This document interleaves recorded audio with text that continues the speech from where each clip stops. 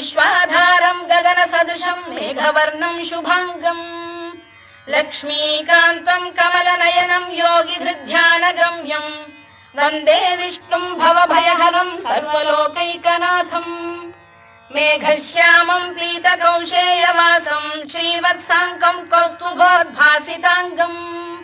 पुण्योपेतं पुण्डरीकायताक्षं विष्णुं वन्दे सर्वलोकैकनाथम् नमः समस्तभूतानामादिभूताय भूभृते अनेकरूपरूपाय विष्णवे प्रभविष्णवे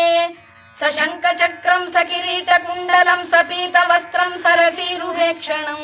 सहारवक्षस्थलशोभिकौस्तुभं नमामि विष्णुं शिरसा चतुर्भुजम् छायायां पारिजातस्य हेमसिंहासनोपरि आसीनम्